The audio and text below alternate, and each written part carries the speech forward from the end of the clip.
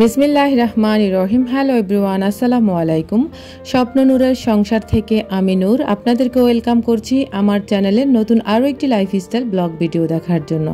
কেমন আছেন আপনারা সবাই? নিশ্চয় আল্লাহ তাআলার অসীম রহমতে ভালো আছেন। আমরাও আলহামদুলিল্লাহ ভালো আছি। সবাইকে পবিত্র জুম্মা মোবারক। বিগত দিনের ভিডিওগুলোর মতো আমার আজকের ভিডিওতেও যদি আপনাদের ভালো লেগে যায় তাহলে প্লিজ লাইক, কমেন্ট, শেয়ার করতে ভুলবেন না। সেই সাথে আপনি যদি আমার চ্যানেলে আজকে নতুন হয়ে থাকেন চাইলে আমার চ্যানেলটিকে সাবস্ক্রাইব করে রাখতে পারেন। আপনি যদি লাইফস্টাইল ব্লগ ভিডিও পছন্দ করে থাকেন তাহলে নোটিফিকেশন পৌঁছে যাবে আপনার কাছে আর আপনি সময় করে আমার ভিডিওগুলো দেখে নিতে পারবেন।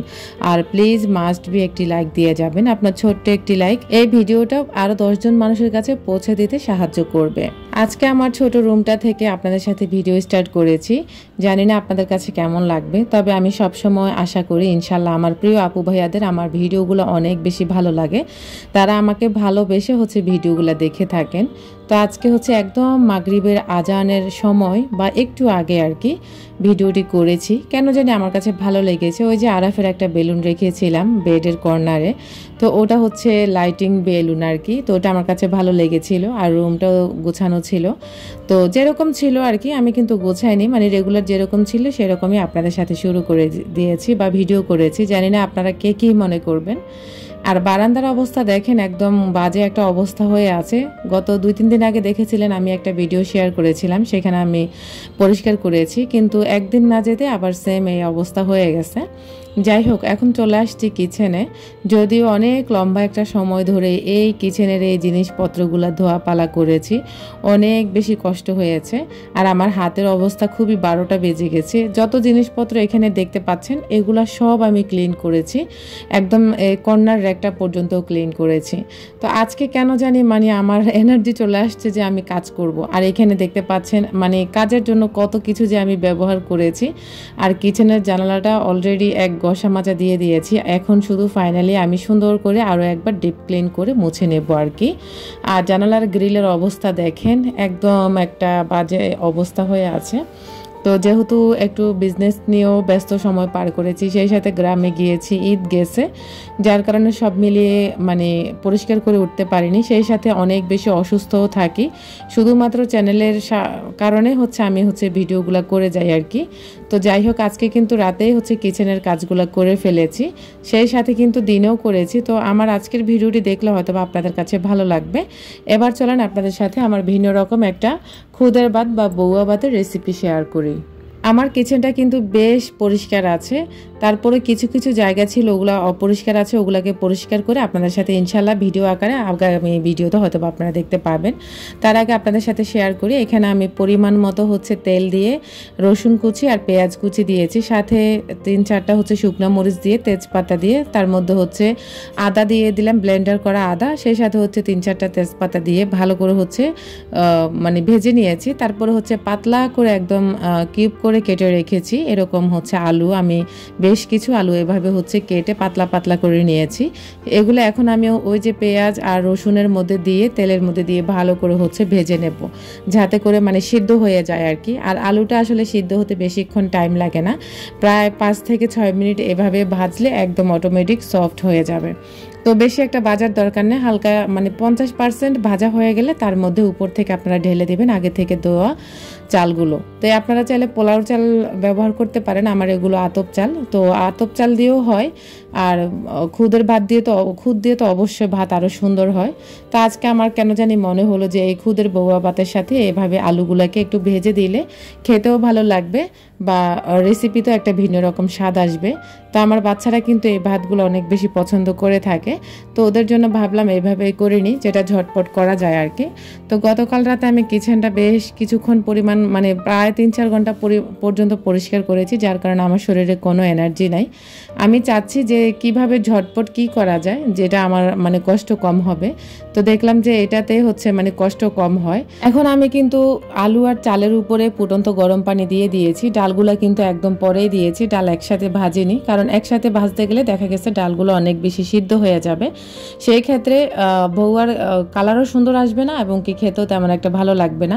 আমি চাচ্ছি ডালগুলো ডালগুলা যেন আস্তে আস্তে থাকে, যার কারণে হচ্ছে আমি ডালগুলাকে উপর থেকে ঢেলে দিয়ে প্রায় 4-5টা হচ্ছে কাঁচামরিচ উপর থেকে দিয়ে ভালো করে হচ্ছে নেড়ে চেড়ে দিচ্ছি। আর আজকের এই ভিন্ন রেসিপিটি এত বেশি মজার হয়েছে বিশ্বাস করবেন না, আমি আসলে ভাবতেই পারিনি এটা এতটা মজার হবে বা এতটা লোভনীয় হবে। তো পানি দিয়ে ভালো করে নেড়ে চেড়ে মিশিয়ে দিয়ে ঢাকনা লাগিয়ে চলে আসছি রুমে।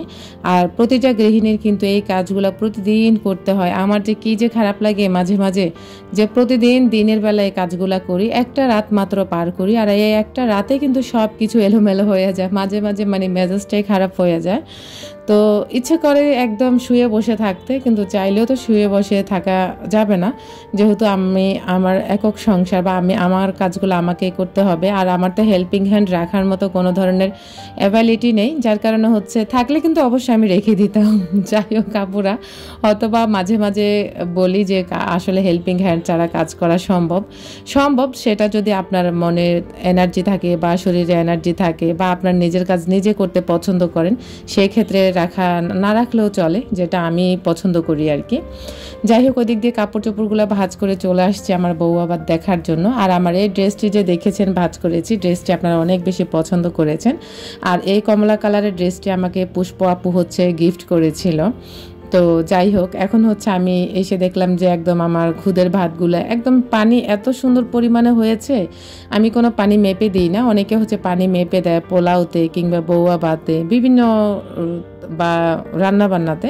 আমি আসলে আন্দাজ মতোই দিই, যেহেতু আসলে বিয়ের বয়স 13 বছর রানিংয়ে চলতেছে, তো টুকটাক রান্নাবান্না অবশ্যই শিখে গেছি।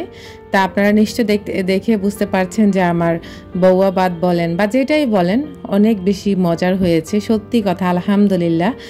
আপনাদের ভাই এত বেশি প্রশংসা করবে আমি আসলে ভাবতেও পারিনি যে এত মজার করে তুমি আজকে কিভাবে এগুলা রান্না করেছো। তা আসলে কেন জানি মজা হয়ে গেছে। আমি আসলে সবসময় একটা জিনিস ফলো করি, মানে একটা জিনিস আমি রান্নাবান্নার ক্ষেত্রে করে থাকি, সেটা হচ্ছে বিসমিল্লাহ পড়ে শুরু করি। সেই সাথে কিন্তু রান্নাবান্নার সময় আমি বেশি বেশি করে দোয়া কালাম পড়ি, ইস্তেগফার বেশি বেশি করে পড়ি। বিশ্বাস করবেন কিনা জানি না, আমি সব সময় এটা করে থাকি। তো হয়তো বা আল্লাহ তাআলা আমার এই খাবারের মধ্যে এই নিয়ামতটুকু দিয়ে থাকেন, আস্তাগফিরুল্লাহ বা দুরুদের যে নিয়ামতটা থাকে সেটা হয়তো বা রান্নার মাধ্যমে দিয়ে থাকেন, আলহামদুলিল্লাহ। তো খুব একদম পেট ভরে খেয়েছিলাম, অনেক তৃপ্তি করেও খেয়েছিলাম। সাথে কিন্তু শুটকির ভর্তা ছিল আর আচার ছিল। যদিও রান্নাবান্না করে শেয়ার করি, কিন্তু খাবারের ভিডিওটা আপনাদের সাথে শেয়ার করতে পারি না। আর এই যে রান্নাবান্না শেষ করে এখন কিন্তু আমি আমার কাজে লেগে গেছি অলরেডি। জানালা, তারপরে হচ্ছে কিচেনের যে সেলফটা ছিল ওগুলাতে বেশি ময়লা জমে, তো ওগুলা হচ্ছে আমি রাতের বেলায় সমস্ত সব ক্লিন করেছি। সেই সাথে কিন্তু যত ধরনের আমার বয়ম ছিল, যা কিছু ছিল সব কিছু রাত্রে আমি হচ্ছে ওয়াশ করে রেখে দিয়েছি। আর সব কিছু কিন্তু ছড়ানো ছিটানোই আছে, এখন আমি গোছাতে পারিনি, কারণ এই কাজটা করতে গিয়ে আমার শরীর এত বেশি দুর্বল হয়ে গেছে, মনে হয় যে আমার প্রেশার লো হয়ে গেছে, আমি আসলে কাজই করতে পারতেছি না। তো এগুলো এখনও গোছাইনি, গুছিয়ে আপনাদের সাথে ইনশাল্লাহ শেয়ার করব। তো ভালো করে হচ্ছে পুরো কিচেনের টাইলসগুলোকে একদম হচ্ছে সাবান দিয়ে ভালো করে ঘষে মেজে নিয়ে এখন বেজা একটা কাপড়ের সাহায্যে সুন্দর করে মুছে একদম নিট অ্যান্ড ক্লিন করে নিচ্ছি। আর এই যে ফাইনালি দেখতে পাচ্ছেন আমি এই র্যাকটা ধুইতে আমার কি পরিমাণ যে পরিশ্রম করেছি, সেই সাথে এই জানালাগুলো এত বেশি কষ্ট করেছি বিশ্বাস করবেন না। মানে আমি যে কোনো কাজ করি একদম নিখুঁতভাবে করি, যেখানে এক ছিটে ফোঁটা ময়লাও থাকতে পারবে না। আর কিচেন সেলফটা আমার বড় ছেলে ধুয়ে দিয়েছে মাশাআল্লাহ। ও আমাকে মোটামুটি এখন একটা দুইটা কাজে হেল্প করে, কারণ আমি ওর মাধ্যমে কাজ করাতে চাই। কাজ করালে বাচ্চারা শিখে এবং কি সব কিছু বা মেনটেন করতে পারে, যার কারণে আমি ওদেরকে আসলে ছোট ছোট কাজগুলো করাই। আর এই যে র্যাকটা, পুরোটা র্যাক আমার ছেলে মাশাআল্লাহ আমাকে গোসলের সময় ধুয়ে দিয়েছিল। আর এই সেলফটাও অনেক বেশি পরিষ্কার করেছি, একদম সব কিছু পরিষ্কার, এখনও এলোমেলো হয়ে আছে। ইনশাআল্লাহ গুছিয়ে আমি আপনাদের সাথে শেয়ার করব যে কিচেন পরিষ্কারের পরে কেমন করে আমি গুছিয়েছি। আর রাতের বেলা এই কাজগুলো করে রাখলে দেখবেন আপনার জীবনে পরিবর্তন চলে আসবে। রাতে কিছু কাজ করে নিলেন বা সকালে কিছু কাজ করে নিলেন, আপনার যখন সময় পাবেন তখন একটু একটু করে ডিপ ক্লিনের কাজগুলো করে রাখবেন, দেখবেন আপনার জীবনে অনেক বেশি পরিবর্তন আসবে, যেটা আমি ফলো করে থাকি। আর দিনের বেলা আমি অন্য কাজে সময় দিতে পারি বা বাচ্চাদেরকেও সময় দিতে পারি। আর রাতের বেলা যেহেতু আমার হাজব্যান্ড থাকে, ও বাচ্চাদেরকে সময় দেয়, আর ওই সময়ের মাঝখানে আমি আমার কাজগুলো করে নিই। আজকের মতো এখানেই বিদায় নিচ্ছি। আল্লাহ হাফেজ, আসসালামু আলাইকুম।